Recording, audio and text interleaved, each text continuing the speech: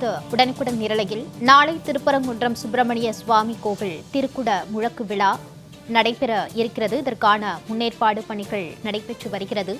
அதிக அளவில் பக்தர்கள் வரக்கூடும் என்பதால் காவல்துறை சார்பில் பல்வேறு முன்னேற்பாடுகள் செய்யப்பட்டு வருகிறது. ஹார்விப்பட்டி சந்திப்பு, நிலையூர், மலைக்கு பின்புறம் உள்ள கிரிவல பாதைகளில் வாகனங்களை நிறுத்த ஏற்பாடுகள் நடைபெற்று வருகிறது. கோவிலுக்கு வரும் பக்தர்கள் நெரிசல் இல்லாமல் செல்வதற்காக கம்பி வேலிகளும் அமைக்கப்பட்டு வருகிறது. உடனுக்குடன் நேரலையாக பார்த்து வருகிறோம். கூடுதல் விவரங்களோடு செய்தியாளர் சல்மான் இணைக்கிறார். வணக்கம் சல்மான், இந்த முன்னேற்பாடு பணிகள் எந்த அளவில் நடைபெற்று வருகிறது? கூடுதல் விவரங்களை வழங்கலாம். தமிழ் கடவுளாம் முருகப்பெருமானுடைய அறுபடை வீடுகளில் முதற்படை வீடாக இருக்கக்கூடிய திருப்பரங்குன்றம் அருள்மிகு சுப்பிரமணிய சுவாமி திருக்கோவிலுக்கு நாளை குடமுழுக்கு விழா நடைபெற இருக்கிறது.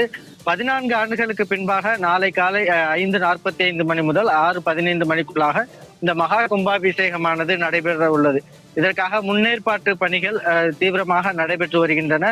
இந்த நிலையில்தான் ஒரு 50,000த்திற்கும் மேற்பட்ட பக்தர்கள் வருகை தருவதற்கான வாய்ப்புகள் உள்ளதன் காரணமாக மாவட்ட நிர்வாகம் சார்பில் ஏற்கனவே அந்த திருப்பரங்குன்றம் வட்டார பகுதிகளில் சுற்றுவட்டார பகுதியில் உள்ள பள்ளிகளுக்கு விடுமுறை அளித்து உத்தரவிட்டிருக்கிறார்கள். இந்த நிலையில்தான் கோவிலுக்கு நாளை காலை மகா கும்பாபிஷேகத்துக்கு வரக்கூடிய பக்தர்களுக்கு தேவையான வாகனங்களை நிறுத்துவதற்காக காரிப்பட்டி சந்திப்பு, நிலையூர், அதே போன்ற மலைக்கு பின்புறம் உள்ள கிரிவலை பாதைகளிலும் கூட வாகனங்களை நிறுத்துவதற்கான ஏற்பாடுகள் செய்யப்பட்டிருக்கின்றன.